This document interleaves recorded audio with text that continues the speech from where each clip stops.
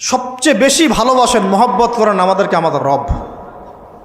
কে ভালোবাসে আমাদেরকে? আল্লাহ ছাড়া আসলে ভালোটা বাসেই বা কে? আমরা যে পবিত্র সম্পর্কের কথাও বললাম, এই যে স্বামী স্ত্রীর সম্পর্ক, স্বামী স্ত্রীর মধ্যে মহব্বত, পবিত্র সম্পর্ক, এটা হালাল, বৈধ। আল্লাহ পাক বৈধতা দিয়েছেন, কারণ আমাদের প্রবৃত্তির চাহিদা আছে।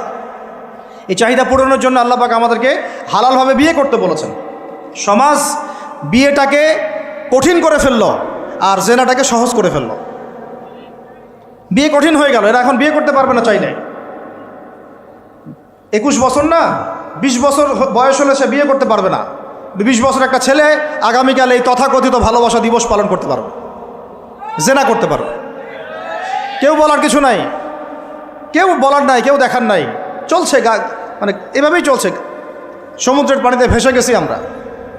একটা মেয়ের বয়স 17 বছর, সে কালকে জেনা করবে। অগণিত মেয়ে কালকে 17 বছরের মেয়ে জেনা করতে পারে, আল্লাহ হেফাজত করুন। কিন্তু এ এখন বিয়ে করতে পারবে না। বিয়ে করতে গেলে সমস্যা। তাহলে চিন্তা করেন, পয়সার এক পিঠ যদি আপনি দেখান, অপর পিঠ দেখতে হবে। এক পিঠে যদি এই সমস্যা হয়, অপর পিঠে কী পড়তে সেটা দেখতে হবে, আমাকে বুঝতে হবে। বিয়ে কঠিন হয়ে গেল, জেনা সহজ হয়ে গেল। আবার বাসায় ধরেন একটা পুরুষের সামর্থ্য আছে, চাহিদাও বেশি, সামর্থ্য আছে অনেক, চাহিদাও বেশি। সমাজে বিধবা মেয়ে পড়ে আছে, তালাকপ্রাপ্ত মেয়ে পড়ে আছে, এতিম মেয়ে পড়ে আছে, বিয়ে করার মানুষ নাই। এখন সমাজে যদি কোনো সৎ পুরুষ একাধিক বিয়ে করে, তাকে সমাজে বাঁকা চোখে দেখা হবে। কিন্তু এই পুরুষে যদি বিয়ে না করে বাইরে আরও 10টা মেয়ের সাথে অকাম কুকাম করে, তাকে কিচ্ছু বলা হবে না।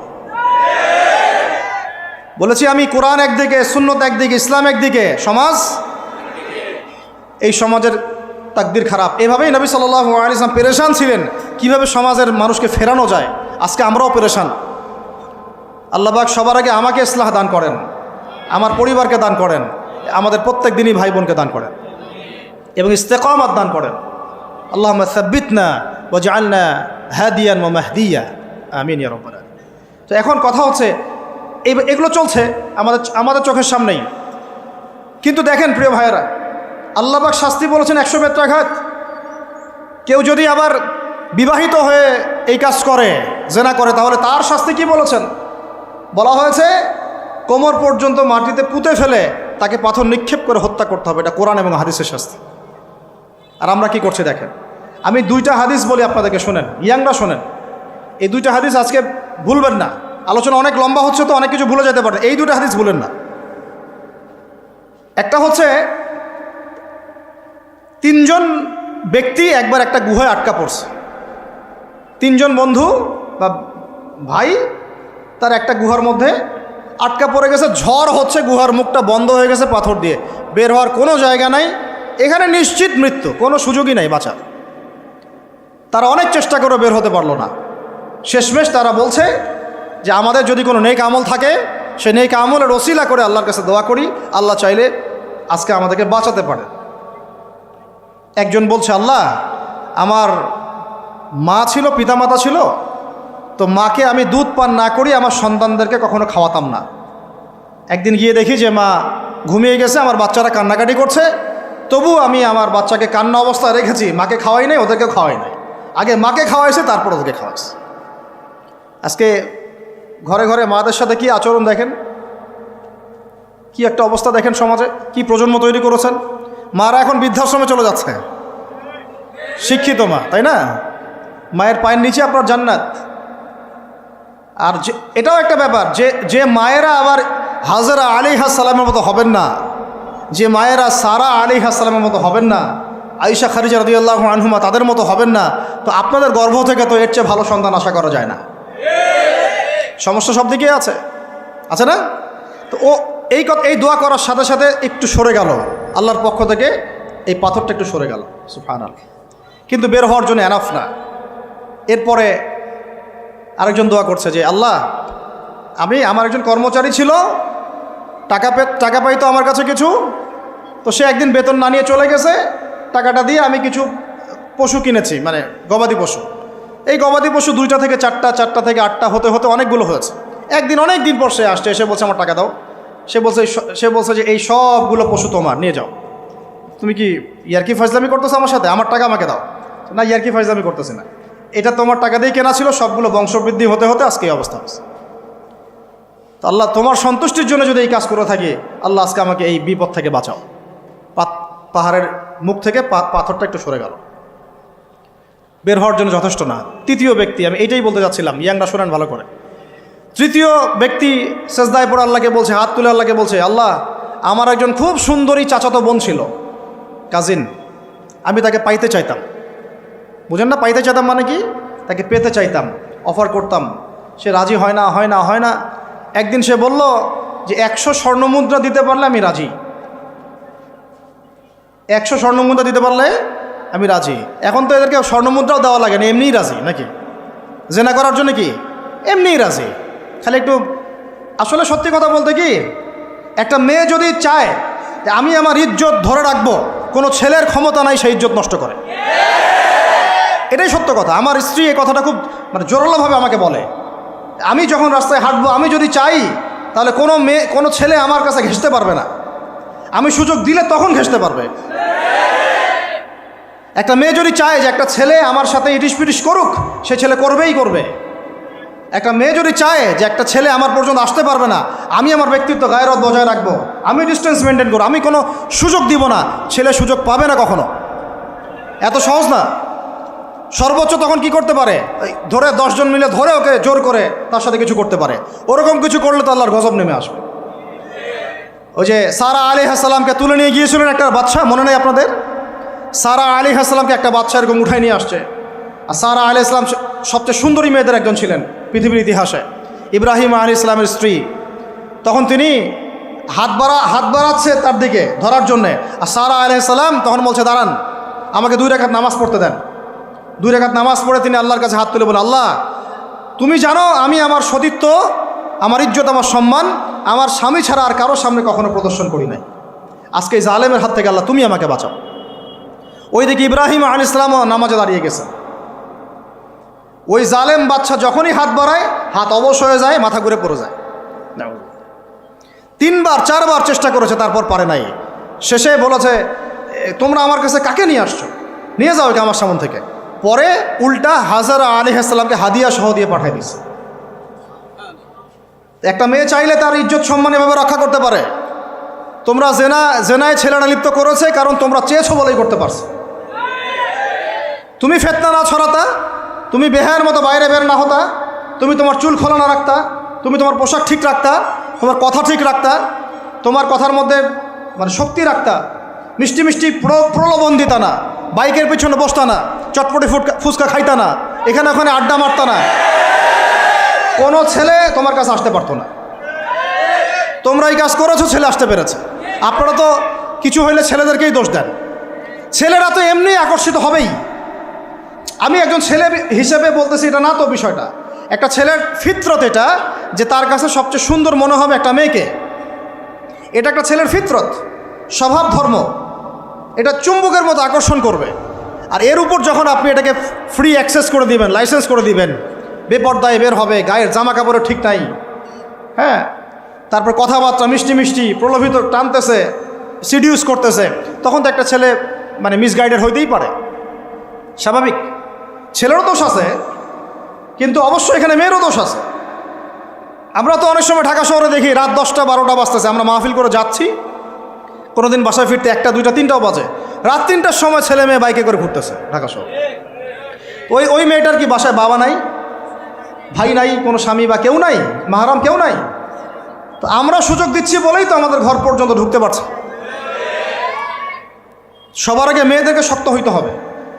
আর মেয়ের বাবা যারা, আমি তো নিজেও মেয়ের বাবা, আমরা বাচ্চাদের সাথে সময় কাটাই আর ভাবি যা কী যে হবে ভবিষ্যতে আল্লাহ ভালো জানেন। কিভাবে মেয়েকে মানুষ করব, কিভাবে সতীত্ব রক্ষা করবে আমাদের মেয়েরা। যতদিন পর্যন্ত এদের হাতে মোবাইল ফোন ছিল না, ইজ্জত ঠিক ছিল। মোবাইল ফোনটা যখনই ঢুকেছে, ইজ্জত নষ্ট হয়ে গেছে। বহু মেয়ের আমি এরকম জানি, বলতে চাচ্ছি না।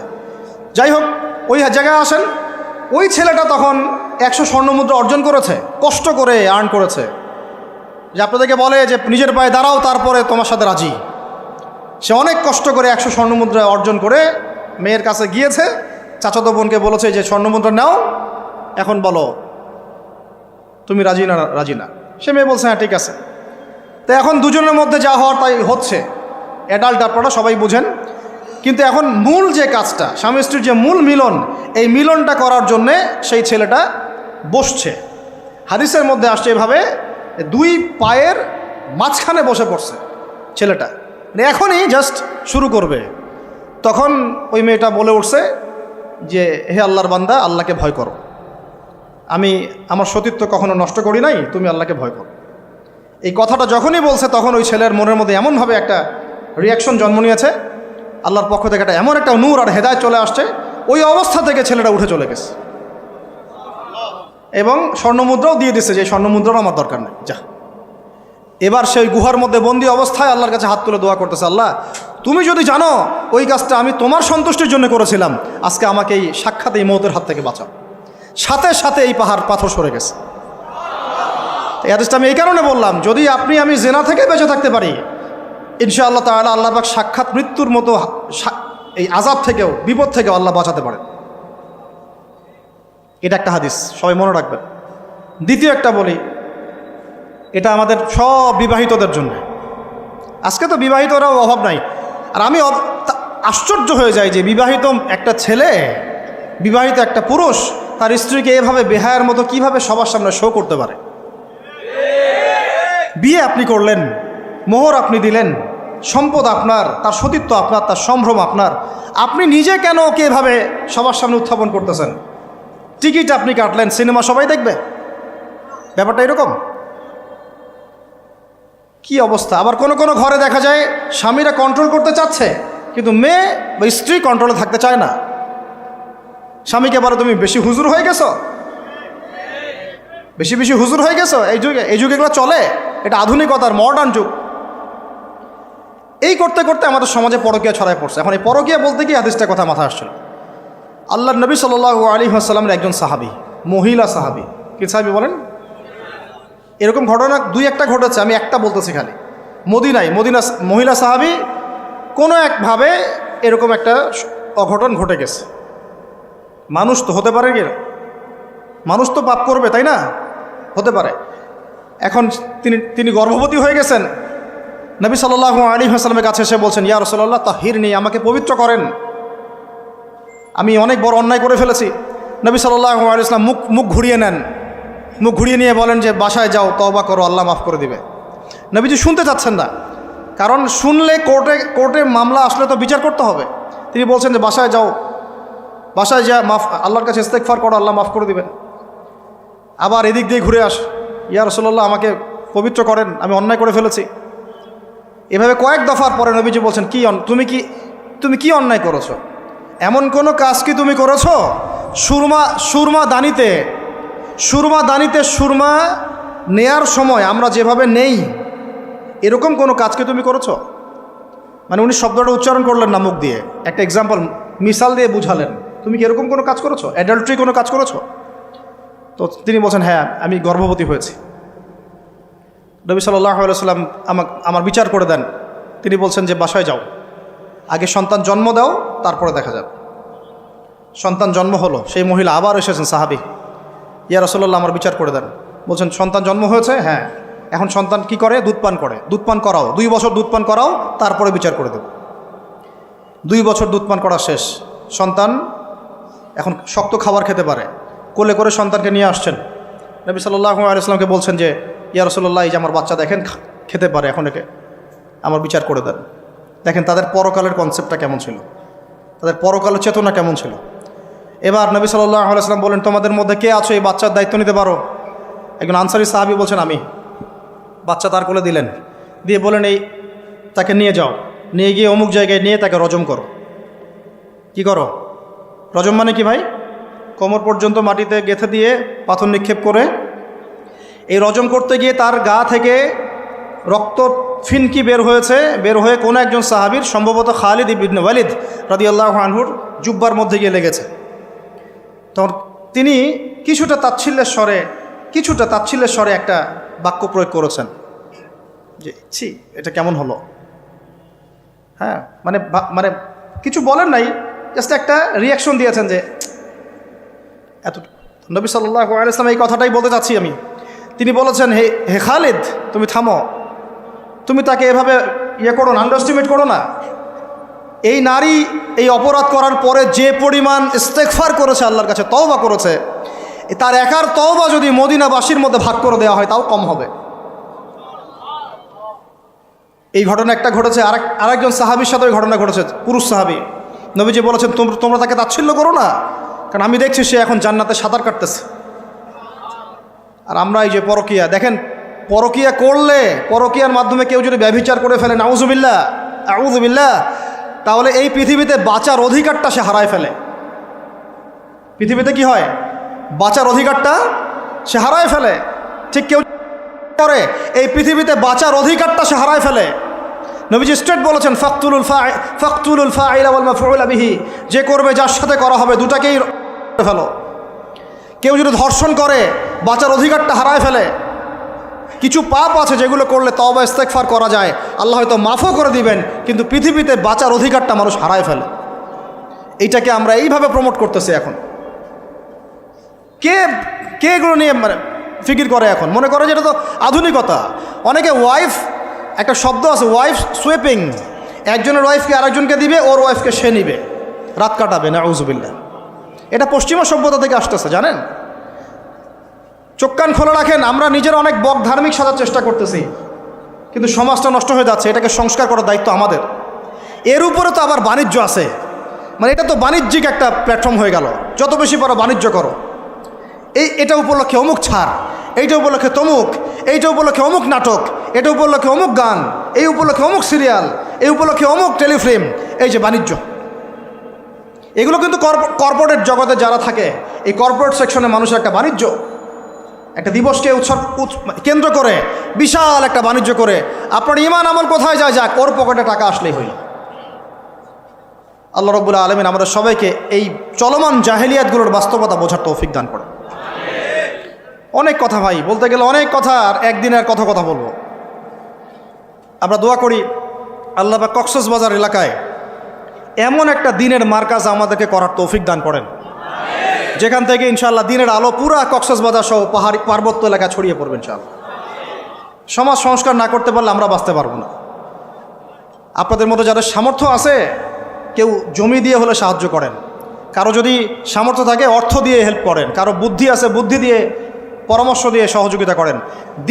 দিনের স্বার্থে, আল্লাহর জন্যে, তার রাসূলের দিনকে টিকিয়ে রাখার স্বার্থে, সমাজের জাহিলিয়াতগুলো দূর করার স্বার্থে দিনই মার্কাজগুলো প্রতিষ্ঠা করার কোনো বিকল্প নাই। অযথা একদিনের মাহফিল দিয়ে আমি আসলাম চলে গেলাম, 1 বছর আপনার সাথে আমার দেখা নাই, দিয়ে আপনি সমাজ সংস্কার করতে পারবেন না। এভাবে দিন কায়েম হয় না। ইকামতে দিন অনেক কঠিন বিষয়। প্রত্যেক দিন প্রত্যেক রাতের মেহনতের উপর দাঁড়ায় থাকবে ইনশাআল্লাহ। আল্লাহ পাক আমাদেরকে এই বেহায়া দিবসকে বর্জন করার তৌফিক দান করুন। এই পশ্চিমাদের ফাঁদ থেকে আল্লাহ আমাদেরকে বাঁচায় রাখেন। আল্লাহ রাব্বুল আলামিন আমাদের সবাইকে যেন এই জেনা, ব্যভিচার, পরকিয়া, তারপরে সুদ, মাদক, সমকামিতা, ট্রান্সজেন্ডার, এই সমস্ত ফিতনা থেকে আল্লাহ আমাদেরকে হেফাজত করেন। আমাদের এই যুবক যুবতীদেরকে আল্লাহ পাক খাস করে এই চলমানে জাহিলিয়াতগুলো থেকে হেফাজত করেন। আমিন। প্রত্যেক পরিবারের কর্তা সতর্ক হয়ে যান। প্রত্যেক পরিবারের যে ভাই আছেন, যে বাবা আছেন, সতর্ক হয়ে যান। আপনার পরিবারটাকে আপনি শক্ত হাতে দমন করেন, কঠোরভাবে, দেখবেন ইনশাআল্লাহ অ্যাটলিস্ট আপনার ঘরটা পবিত্র রাখেন। সবাই যার যার পরিবারের দায়িত্ব নেই, ইনশাআল্লাহ দেখবেন সমাজ ঠিক হয়ে গেছে। ইনশাআল্লাহ আমার স্ত্রীকে আমি এইসব করতে দিব না, ওর ক্ষমতা আছে করবে, করলে ওকে আমি তালাক দিয়ে রেখে দেব, শেষ, সোজা কথা। ও আমরা এইভাবেই কথা বলি বাসায়, এক কথায় চলবা, এক কথায় উঠবে, এক কথায় বসবা, দ্বিতীয় কথা যেন বলতে না হয়। একদিন একটা ইস্যু নিয়ে মানে ঝগড়া তুল কালাম হয়ে গেল। আমি রাগ কন্ট্রোল করতে পারলাম না। বলছিলাম যে হাত মোজা ভালো করে পড়তে। হাত কথা বলার সময় দেখেন, যদি আমি হাতে ভাবে উঁচু করি দেখা যায় এতটুকু। আমি বাসায় গিয়ে বলছিলাম যে হাত মোজা খুব ভালো করে এই পর্যন্ত পড়তে। এইটুক নিয়ে মনে হয় আমি 10 মিনিট ঝাড়ি দিয়েছি, মানে বকা দিয়েছি আর কি। একদম মাথা নিচু করে শুনছে, একটা কথা বলে নাই। আমি আমার পরিবারকে ঠিক করলে কেন আমার মানে স্ত্রী বাইরে যাবে, কিভাবে যাবে? আমি বলতেছি না যে সে বাইরে যাইতে পারবে না, প্রয়োজনে তার প্রয়োজন পূরণ করতে পারবে না, এমন তো না বিষয়টা। বেপর্দায় এভাবে যাবে কেন? বেপর্দায় ফিতনার মধ্যে কেন যাবে? আমার মেয়ে, আমি জন্ম দিলাম, আমি বড় করতেছি, আমি খাওয়াই বলতে মানে কি আমরা উপার্জন করি, আমরাই খেতে খাওয়াই নাকি? আমরা ওসিলা না রিজিকের? আমরা কামাই রোজগার করে নিয়ে আসি। আমি খাওয়াই বলতে বোঝাচ্ছি আমরা কামাই রোজগার করে নিয়ে আসি, আমাদের ভালোবাসা দিই, মহব্বত করি, তিলে তিলে আদর মহব্বত দিয়ে বড় করি। আমার মেয়ে কেমন করে বাইরে যায়? কেমন করে বাইরে যাবে? কোন সাহসে যাবে? আমি বাবা হয়ে বেঁচে থাকতেও কীভাবে যাইতে পারে? গেলে ওকে একদম খাওয়ার বন্ধ করে দিবেন। আমার ছেলে বালেগ হয়েছে, নামাজে যাবে না কেন? যাবে না কেন? যদি না যায় আমি ওর খাওয়া বন্ধ করে দিব। শাসন করতে হবে সবসময়, কিন্তু মিষ্টি কথা চিরা ভিজে না। আল্লাহ পাক কোরআনের মধ্যে হেদায়েত দিতে উৎসাহিত করেছেন, এখানেই আবার আইনগুলো নাজিল করেছেন। মানে সবসময় মানুষকে দাওয়াত দিয়ে বুঝিয়ে সুঝিয়ে কাজ হয় না, মাঝে মাঝে পিটানো লাগে, লাগে না? শাসন লাগে না? লাগে। তো আমরা যদি আমাদের পরিবারের মেয়েদেরকে নিয়ন্ত্রণ করতে পারি, ছেলেদেরকে নিয়ন্ত্রণ করতে পারি, দেখবেন আস্তে আস্তে ইনশাআল্লাহ এটা কমে গেছে। আর যদি এভাবেই গা ছাড়া দিয়ে দেন, আমি বলেছি বেশি দিন লাগবে না, আর 10টা বছর পরে নাউজুবিল্লাহ আমরা আশ্রয় চাই আল্লাহর কাছে, এমনটা যেন না হয়। দেখবেন যে এটা এমন হারে বেড়ে গেছে যে ঘরে ঘরে সমকামিতা ঢুকে যাইতে পারে। নাউজুবিল্লাহ। এই তাদাত, এই সংখ্যা দিন দিন বাড়তেছে। আপনাদের শহরে, আপনাদের এই অনেক এই যে এখানে আমি অনেক মাহফিল করেছি, অনেকেই আমাকে চিরকুট দিয়েছিলেন যে ভাই এখানে বেড়ে যাচ্ছে, এই বিষয়ে কিছু বললেন। চিন্তা করেন, ভিতরে ভিতরে এগুলো চলতেছে, হোটেলে হোটেলে চলতেছে। আপনারা ভালো মানুষে যে বসে থাকলে হবে না। এত ভালো মানুষ হতে আল্লাহ পাক বলেন নাই। আল্লাহ পাক বলেছেন সৎ কাজে আদেশ করো, অসৎ কাজে কি করো? নিষেধ করো। এবং আপনি আপনার জায়গায় আল্লাহ বিরোধী কোনো কিছুকে প্রশ্রয় দিবেন না। ব্যাস, সরকার কোথায় যায় যাক, প্রশাসন কি করে করুক, ওটা আমার দেখার দরকার নেই। আমি আমার জায়গা থেকে আল্লাহ এবং রাসূলের বিরুদ্ধে কোনো কাজ করব না। সিম্পল। এই যে ইতিহাসটা ওরা জানতো না, এই সেন্ট ভ্যালেন্টাইন্সের ইতিহাসটা বলো, ওরা কি জানে? এই যে কত সালে এটা বাংলাদেশে আসছে, ওরা আসলে জানে? কে নিয়ে আসলো? দেখেন, ওটা বললামই, ওটা আনার পরে জেনা, ব্যভিচার, ফ্রি মিক্সিং, বাণিজ্য সব বেড়ে গেল। এটাকে কেন্দ্র করে কর্পোরেটরা এখন বাণিজ্য করতেছে। শুধুমাত্র এই দিবসে শুনেন, আর এগুলো বলতে চাইনি, আমি বলতে বাধ্য হচ্ছি, শুধুমাত্র এই দিবসে কোটি কোটি টাকা বিক্রি হয়, জানেন? এটা শুধু কয়েকটা কান্ট্রির পরিসংখ্যান। সারা বিশ্বের পরিসংখ্যান দিলে তো আপনার চোখ কপালে উঠে যাবে। কি হচ্ছে আর কি হচ্ছে না। যেখানে আল্লাহ রাব্বুল আলামিন বলছেন চোখ নিচু করো, কাছেও যেও না, ওটা তো কোরআনে পড়ে থাকলোই, ওটাকে লঙ্ঘন করে জেনা হচ্ছে, ব্যভিচার হচ্ছে, অবৈধ সম্পর্ক হচ্ছে, প্রচুর ধর্ষণ হবে কালকে। আর ধর্ষণ হলে আমি বলবো শুধু ছেলেটা দায়ী না, মেয়েরাও দায়ী আছে। তোমাকে মাহরাম ছাড়া কে বের হইতে বলছে? মাহরাম ছাড়া একটা মেয়ের হজ ফরজ না। মনে করেন আপনার ঘরে একজন মহিলা আছেন যার মাহরাম নাই, তার উপর হজই ফরজ হয় নাই। তো মাহরাম ছাড়া যার হজই ফরজ হয় না, তাকে মাহরাম ছাড়া এভাবে হোটেলে একটা ছেলের সাথে বাইকে যেতে কে বলছে? বলেন। মাহরাম ছাড়া একটা মেয়ের সফর জায়েজ নাই, হজও জায়েজ নাই, হজ করার দরকারই নাই, সে ঘরে থাকবে, ওইটাই তার জন্য বেশি গুরুত্বপূর্ণ, ওটাই হুকুম আল্লাহ পাকের। আর সে মাহরাম ছাড়া এইভাবে এখানে ওখানে ঘুরে বেড়াবে, ছেলের সাথে আড্ডাবাজি করবে, টাঙ্কি মারবে, চটপটি ফুচকা খাবে, এরপর 4-5টা ছেলে মিলে ওকে ধর্ষণ করে দিলে সব দোষ ওই ছেলের উপর আসবে? আমার তো মন চায় যে প্রথমে আগে এই মেয়েগুলোকে শায়েস্তা করি। হ্যাঁ, ছেলেগুলোকে তো করবোই, আগে মেয়েগুলোকে করি। শুধুমাত্র ওয়াজ নসিহত করে কাজ হবে না, সবাইকে কঠোর হতে হবে। আপনি আমাকে বলেন তো দেখি, আপনার মেয়ে কোনো একটা ছেলের সাথে অবৈধ সম্পর্ক করেছে, আপনি কি এটা মেনে নেবেন? আপনারা যে কেউ হন, এখানে অনেক প্রশাসনের ভাই আছেন আমি জানি, ঊর্ধ্বতন কর্মকর্তাও আছে এখানে আমি জানি, এখানে আমার লেকচার রেকর্ড হচ্ছে এটা আমি জানি। আপনি আমাকে বলেন বা আপনার সিনিয়রদেরকে বলান এই কথাগুলো মেসেজ পৌঁছান, তাদের ঘরে যদি তাদের মেয়ে কোনো ছেলের সাথে অবৈধ সম্পর্ক করে তারা কি মেনে নিবে? তাদের মেয়েকে যদি কেউ ধর্ষণ করে তারা কি মেনে নিবে? আপনার ছেলেটা যদি সমকামী হয় আপনি কি মেনে নেবেন? আপনার বাসায় যদি কালকে একটা ছেলে এসে বলে যে আপনার মেয়ে এসে বলে যে বাবা আমি ওকে ভালোবাসি, ওর সাথে বিয়ে করার আগে আমি যৌন সম্পর্ক করে ফেলছি, আপনি কি মেনে নেবেন? আপনি যদি জানতে পারেন কালকে আপনার মেয়ে গর্ভবতী হয়ে গেছে, আপনি কি মেনে নেবেন? আপনি যদি জানেন কালকে আপনার ছেলে আপনাকে এসে বলছে বাবা আমি একটা ছেলেকে নিয়ে আসছি, ও ছেলেটা আসলে বাইরে ছেলে, ভিতরে মেয়ে, তাই আমরা বিয়ে করে ফেলছি, আপনি কি মেনে নেবেন? তো এটা নবী সাল্লাল্লাহু আলাইহি ওয়াসাল্লামের ফিলোসফি ছিল। একজন সাহাবী এসে বলেছিলেন, ইয়া রাসূলুল্লাহ, আমি ইসলামের সব মানতে প্রস্তুত আছি, খালি আমাকে জিনা করার অনুমতি দেন। নাউযুবিল্লাহ। সাহাবীরা রাগ হয়ে গেছেন, এই কার সাথে কি কথা বলো, বেয়াদবি করতে। নবী সাল্লাল্লাহু আলাইহি ওয়াসাল্লাম বললেন, দাঁড়াও, তাকে ছাড়ো, আমি বুঝাচ্ছি। নবীজি তখন বললেন, দেখো, তুমি যে প্রস্তাবটা আমাকে দিলা, ইসলামের সব তোমার ভালো লাগে, কিন্তু জেনা করতে চাচ্ছ, তো এখন বলো তো দেখি, তোমার মায়ের সাথে কেউ যদি এমন করে তুমি কি রাজি হবা? সে বলছে না। তোমার খালার সাথে করলে না, তোমার বোনের সাথে না, তোমার স্ত্রীর সাথে না। তাহলে যেটা তুমি অন্যের ক্ষেত্রে চাচ্ছ না, পছন্দ করো না, সেটা কেন তুমি তোমার ক্ষেত্রে চাচ্ছ? এভাবে চিন্তা করলে আমাদের আর কথা বলার দরকার আছে? আল্লাহ পাক আমাদের সবাইকে কথাগুলো বোঝার তৌফিক দান করে। এখন শেষ করে দিচ্ছি এই পয়েন্ট থেকে। দেখেন, আমাদেরকে সবচেয়ে ভালোবাসেন আমাদের রব আল্লাহ। সত্যিকারের ভালোবাসার ডেফিনেশনটা হচ্ছে যে আপনি নিঃস্বার্থভাবে কাউকে ভালোবাসেন। আমাদের আশপাশে যারা আছে, যারা হালাল, ইভেন হালাল, আমার মা, আমার বোন, আমার বাবা, আমার স্ত্রী, আমার ছেলে, আমার মেয়ে, এদেরও যদি কখনো স্বার্থে আঘাত পড়ে, দেখবেন সেও আপনার পাশ থেকে সরে যাচ্ছে। এমন হয় নাই কখনো?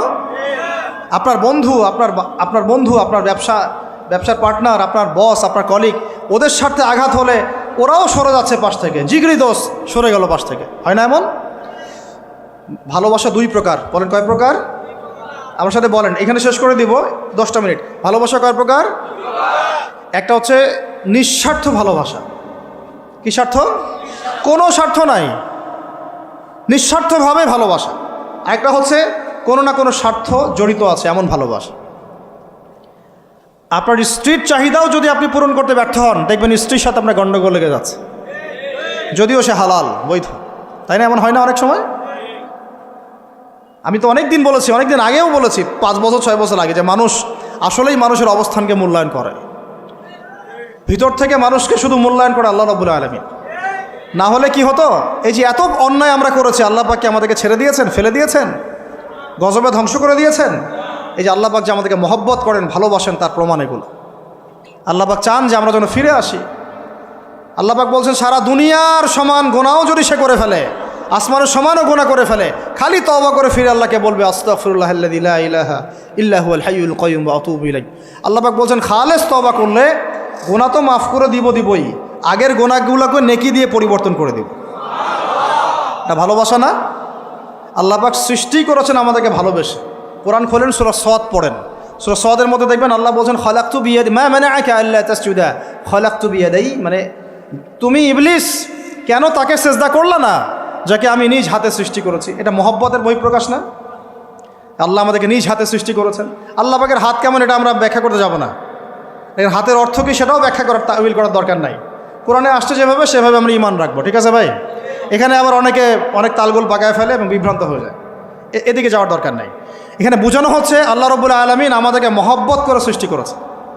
এই পুরো সৃষ্টি জগৎটাই তো আল্লাহর মহব্বতের বহিঃপ্রকাশ। সব কিছু এত নিপুণভাবে চলতেছে, এটা মহব্বতের বহিঃপ্রকাশ না? আমি আপনাদেরকে নিয়ে যদি কোনোদিন কক্সবাজারের সৈকতে তারা দেখাতে পারতাম, তাহলে আমি বুঝাইতে পারতাম আপনাদেরকে যে এই মহাবিশ্বটা ঠিকই আছে কীভাবে।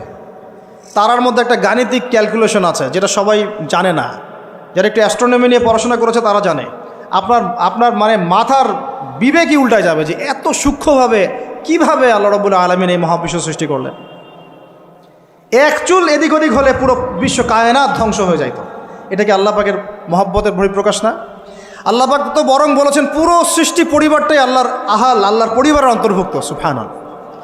এমনকি আল্লাহ পাক আমাদেরকে বলেছেন, তোমরা জমিনবাসীর সবার উপর রহম করো। ইরহামু মান ফিল আরদ ইয়ারহামুকুম মান ফিস সামা। তোমরা সবার উপর রহম করো, দয়া করো। দয়া, রহম, এটা তো মহব্বতের একটা অংশ। তোমরা সবার উপর দয়া করো, রহম করো, মহব্বত করো।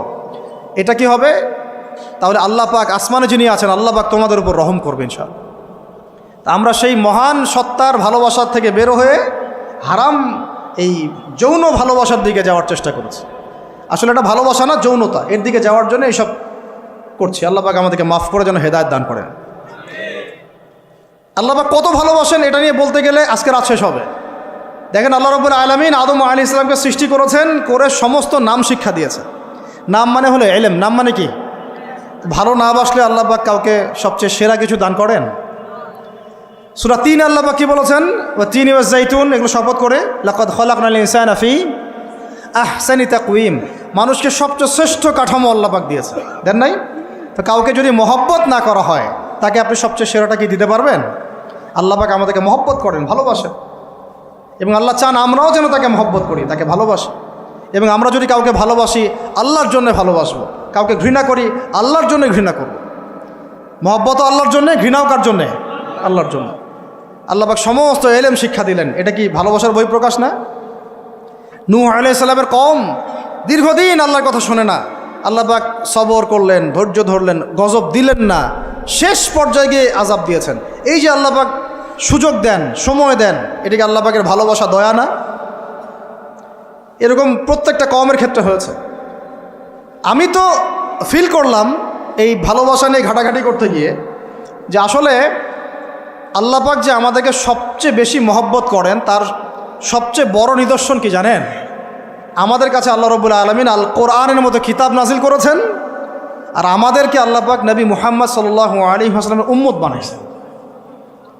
আল্লাহ পাক যে নবী মুহাম্মদ সাল্লাল্লাহু আলাইহি ওয়াসাল্লামকে এই দুনিয়াতে পাঠিয়েছেন না, এটাই সবচেয়ে বড় মহব্বত, সবচেয়ে বড় রহমত।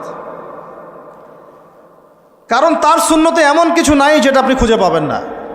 আর তিনি আমাদেরকে যে মহব্বত করতেন, মুহাম্মদ সাল্লাল্লাহু আলাইহি ওয়াসাল্লাম আমাদেরকে যে মহব্বত করতেন, তিনি আমাদেরকে বলতেন যে আমরা তার ভাই। আমরা তার কি ভাই? মানে কি মায়ের পেটের ভাই? এটা বোঝানো হয় নাই। একটা হাদিসে তিনি বলেছেন আমি তো পিতৃতুল্য, তার মানে কি সত্যি সত্যি বাবা সন্তানের সম্পর্ক? রুহানি পিতা। তিনি কি ইমাম নন? তিনি ইমাম, তিনি নেতা, তিনি আমাদের শিক্ষক, তিনি নবী। তো তিনি আমাদেরকে যে মহব্বত করতেন, তিনি একদিন বলছিলেন নবী সাহাবীদের সামনে, কাশ আমি যদি আমার ভাইদেরকে দেখতে পেতাম। সাহাবীরা বলছেন, ইয়া রাসূলুল্লাহ, আমরা কি আপনার ভাই না? তখন নবীজি বলছেন, না, তোমরা আমার সাহাবী, আমার ভাই তারা যারা আমাকে না দেখেই আমার প্রতি ঈমান নিয়ে আসবে। প্রত্যেক নবীকে আল্লাহ পাক একটা দোয়া করার চান্স দিয়েছে। কয়টা ভাই? এমন একটা দোয়া যেটা করলে আল্লাহ পাক কবুল করবেনই করবেন। করলে আল্লাহ পাক কি করবেন? অবশ্যই কবুল করবেন। নবী সাল্লাল্লাহু আলাইহি ওয়াসাল্লাম বলছেন যে সমস্ত নবী এই দোয়াটা পৃথিবীতে করে ফেলেছে। তো আমি এই দোয়াটাকে মুলতবি রেখেছি যে কাল কিয়ামতের মাঠে আমি আমার উম্মতের জন্য সুপারিশ করব ইনশাআল্লাহ। এবং নবী সাল্লাল্লাহু আলাইহি ওয়াসাল্লামের সুপারিশে বহু কবিরা গুনাহগার মুসলমান যারা জাহান্নামের ফয়সালা হয়ে গেছে, তাদেরকে আল্লাহ পাক কিছুটা শাস্তি ভোগ করালে হলেও আবার জান্নাতে নিয়ে আসবেন ইনশাআল্লাহ। তো তিনি আমাদেরকে মহব্বত করেন না? করতেন না? চিন্তা করে তাহলে আমরা তার দিনকে কি মহব্বত করলাম, আমরা তার হুকুম হাকামের বিধিবিধান সুন্নতে কি মহব্বত করলাম, চিন্তা করেন। একটা হাদিসে নবীজি স্পষ্ট করে বলছেন এটা আমাদের জন্য একটা কষ্টি পাথর। এটা একটা কি কষ্টি পাথর। তিনি বলছেন, লা ইউমিনু আহাদুকুম, তোমাদের মধ্যে কেউ মুমিন হইতে পারবে না। কি হইতে পারবে না? মানে প্রকৃত মুমিন হইতেই পারবে না তোমরা। হে আমার উম্মত, তোমাদের মধ্যে কেউ প্রকৃত মুমিন হইতেই পারবে না যতক্ষণ না হাত্তা আকুনা আহাব্বা ইলাইহি মিন ওয়ালিদিহি ওয়ালাদিহি ওয়ান নাসি আজমাইন, যতক্ষণ না আমি মুহাম্মদ সাল্লাল্লাহু আলাইহি ওয়াসাল্লাম তোমাদের কাছে নিজের কি সন্তান, নিজের বাবা মা এবং সমস্ত মানব জাতির থেকে বেশি প্রিয় না হচ্ছে। হাদিসটা আবার বলি, নবীজি বলছেন কেউ ততক্ষণ পর্যন্ত প্রকৃত মুমিন হতে পারবে না যতক্ষণ না আমি মুহাম্মদ সাল্লাল্লাহু আলাইহি ওয়াসাল্লাম তার কাছে তার সন্তান, তার পিতা, এমনকি সমস্ত মানব জাতি থেকে বেশি প্রিয় না হচ্ছে। আর আমরা যারা আগামীকালকে এইটার প্রিপারেশন নিয়েছি, আসলে কি আমাদের কাছে নবী প্রিয় বেশি না আমাদের দুনিয়ার স্বার্থ বেশি প্রিয়? যারা এগুলো করবে তাদের কাছে কি সত্যি নবী প্রিয়? তাহলে তারা করতে পারতো না। যদি নবী আমাদের কাছে সবচেয়ে বেশি প্রিয় না হয়, আমরা মুমিন হতে পারছি না। আর যাদের কাছে নবী প্রিয় তারা কখনো এমন হারাম কাজে যেতে পারবে না। যারা যাচ্ছে তারা কখনোই নবীকে ভালোবাসে না, কোশ্চিনকালেও না। শোনেন, উমর রাদিয়াল্লাহু আনহুর নাম শুনেন নাই? বললে অনেক কথা ভাই, অনেক কথা, কোনটা রেখে কোনটা বলি। উমর রাদিয়াল্লাহু আনহু একদিন এসে বলছেন খলিফাতুল মুসলিমিন, মুসলিমদের তিনি খলিফা। জান্নাতের সুসংবাদপ্রাপ্ত 10 জন সাহাবীর একজন। জান্নাতের সার্টিফিকেট পেয়েছেন পৃথিবীতে কয়জন সাহাবী? একটা হাদিসে একসাথে 10 জন, ওই 10 জনের অন্যতম একজন, যিনি এমন শাসন ব্যবস্থা পৃথিবীতে প্রতিষ্ঠা করেছিলেন যার মতো মিসাল এখন পর্যন্ত পৃথিবীতে আর দেখা যায় নাই। একটা হাদিসে আসছে, যে রাস্তা দিয়ে ওমর হাঁটে ওই রাস্তা দিয়ে শয়তান হাঁটে না। কি বুঝলেন? শয়তান যদি দেখে ওই যে ওমর, ও আর ওই যাবে না ওই রাস্তার মধ্যে। এই হচ্ছে ওমর ইবনুল খাত্তাব। আমার পরে কোনো নবী নাই, নবীজি বলছেন আমার পরে কোনো নবী নাই, লা নবিয়্যা বা'দি, আমার পরে কোনো নবী নাই। যদি হতো তাহলে ওমর হতো, যদি হতো তাহলে ওমর হতো। অন্য একটা হাদিসে আসছে, আমার পরে কোনো নবী নাই, তবে তুমি আমার, এটা অন্য সাহাবী সম্পর্কে, আলী ইবনে আবি তালেব সম্পর্কে, তুমি আমার জীবনে তেমন মূসার জীবনে হারুন ছিল যেমন। এটা হচ্ছে আলী ইবনে আবি তালেব। তো এখানে কথা হচ্ছে ওমর রাদিয়াল্লাহু আনহুর মতো মানুষ নবীর কাছে এসে বলছেন সাল্লাল্লাহু আলাইহি ওয়াসাল্লাম, ইয়া রাসূলুল্লাহ ওয়াল্লাহি লা উহিব্বুক, আল্লাহর কসম করে বলছি আমি আপনাকে অনেক মহব্বত করি, ইল্লা মিন নাফসি, আমার নফসের চেয়ে বেশি না, মানে আমি আমার জানের চাইতে আপনাকে বেশি মহব্বত করি না। কথা কি বুঝতে পারতেন কি? মানে আমি আপনাকে অনেক মহব্বত করি ইয়া রাসূলুল্লাহ, সব কিছু থেকে বেশি মহব্বত করি, কিন্তু আমার নিজের জানের চেয়ে বেশি না। নবী সাল্লাল্লাহু আলাইহি ওয়াসাল্লাম বলছেন, লা ইয়া ওমর, এখনও মুমিন হওনি ওমর। কাকে বলছেন? কাকে বলছেন? জান্নাতের সার্টিফিকেট প্রাপ্ত একজন মানুষকে, লা ইয়া ওমর, এখনও হওনি। তখন নবী সাল্লাল্লাহু আলাইহি ওয়াসাল্লামকে তিনি একটু পরে আবার বলছেন, ইয়া রাসূলুল্লাহ ওয়াল্লাহি আলান, এখন লা হাব্বা ইলাইয়া মিন কুল্লি শাই হাত্তা মিন নাফসি, এখন থেকে আপনি আমার কাছে সবচেয়ে বেশি প্রিয় সব কিছু থেকে, এমনকি আমার নফসের থেকেও বেশি প্রিয়। তখন নবীজি বলছেন, আলান ইয়া ওমর, হ্যাঁ এখন ওমর, এখন তুমি মুমিন হলে। তাহলে যারা আমরা নবীর সুন্নতের খেলাফ এইসব অপসংস্কৃতি, নোংরামি, জেনা, ব্যভিচার, কনসার্ট, নাটক, সিনেমা, পরকিয়া, এইসব তথাকথিত ভালোবাসা দিবস, এই জেনা দিবসগুলো পালন করছি, আমরা কি আসলেই নবীকে ভালোবাসি? আমরা কি সত্যি আল্লাহকে ভালোবাসি? আল্লাহ পাক আমাদেরকে বোঝার তৌফিক দান করেন না, জাহিলিয়াত থেকে ফিরে আসার তৌফিক দান করেন। এরকম প্রচুর ঘটনা। ভালোবাসা তো এগুলোর নাম। ভালোবাসা কাকে বলে জানেন? সাহাবীরা বাসায় যেতেন, আবার দৌড় দিয়ে আসতেন নবী সাল্লাল্লাহু আলাইহি ওয়াসাল্লামের চেহারাটা একটু দেখার জন্য। এটা নাম ভালোবাসা। আপনারা যদি উমরা করতে চান, হজ করতে চান, দেখবেন বারবার আপনার নবীর রওজায় গিয়ে সালাম দিতে মন চাইবে, যে আরেকবার দেখা করে আসি, আরেকটু দেখা করে আসি, আরেকবার সালাম দিয়ে আসি। ভালোবাসা, কোনো স্বার্থ আছে এখানে? নবী সাল্লাল্লাহু আলাইহি ওয়াসাল্লাম কি আমাদের কাছে কোনো স্বার্থ দাবি করেছেন? আল্লাহ করেছেন। এগুলো ভালোবাসা। এই ভালোবাসা হলো প্রকৃত ভালোবাসা। আর এগুলো যেটা চলছে এটা হচ্ছে যৌনতা। এগুলো কি চলছে? যৌনতা। ভালোবাসার নাম দিয়েছে এখন যৌনতা। এগুলো ভালোবাসা না, এগুলো পাশবিকতা, প্রবৃত্তির দাসত্ব। প্রবৃত্তি মানে মন যা চাই তাই করতে চাচ্ছে। আপনার মন চাইছে একটা মেয়ের সাথে রাত কাটাবেন, এটাকে আপনি ভালোবাসা নাম দিলেন, কিন্তু এটা হচ্ছে ভালোবাসা না, এটা কি? প্রবৃত্তি, পশুত্ব, দাসত্ব, পশুত্বের দাসত্ব করছেন। আল্লাহ পাক আমাদেরকে কথাগুলো বোঝার তৌফিক দান করে। এরকম সাহাবীরা কত ত্যাগ করেছেন। তালহা রাদিয়াল্লাহু আনহুর নাম শোনেন না অনেকেই। নবী সাল্লাল্লাহু আলাইহি ওয়াসাল্লাম উহুদ যুদ্ধের দিন সংকটময় একটা অবস্থায় ছিলেন। তালহা রাদিয়াল্লাহু আনহু একা নবী সাল্লাল্লাহু আলাইহি ওয়াসাল্লামকে ঢাল হিসেবে পিঠ পেতে দিয়ে আসেন, উনার দিকে কোনো তীর যেন আসতে না পারে। শেষে দেখা গেল তার গায়ের মধ্যে 40 থেকে 50টা তরোয়ারের আঘাত আছে, তীরের খোঁচা আছে, বর্ষার খোঁচা আছে। এই অবস্থায় তিনি নবীকে কাঁধের মধ্যে নিয়ে উহুদ পাহাড়ে উঠেছেন নবীকে সেভ করার জন্য। এটা ভালোবাসা। এটা কি? কোন স্বার্থে? কিসের স্বার্থে? দুনিয়ার স্বার্থে? জান্নাতের স্বার্থে। একজন সাহাবী বাড়ি নির্মাণ করেছেন, তো নবী সাল্লাল্লাহু আলাইহি ওয়াসাল্লাম দেখে একটু খালি, মানে হয় না, তুমি কে, কার বাড়ি এটা? বললেন আচ্ছা অমুক সাহাবীর বাড়ি।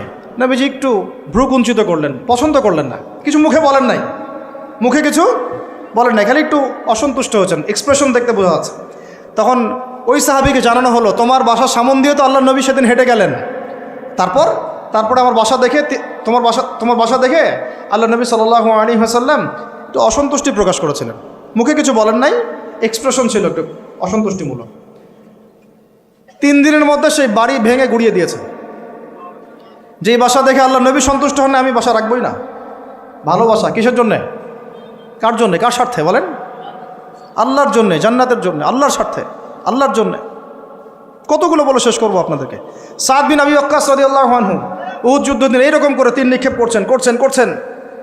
আল্লাহ নবী বলছেন, ইয়া সাদ, হে সাদ, তীর ছুড়ো, তোমার জন্য আমার পিতামাতা কুরবান হোক।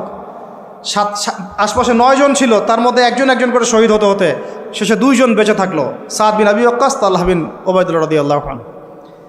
এগুলো তারা কেন করেছেন? ভালোবাসার জন্যে। ভালোবাসা এগুলোর নাম। কতগুলো বললে শেষ করবো আপনাদেরকে, বলেন।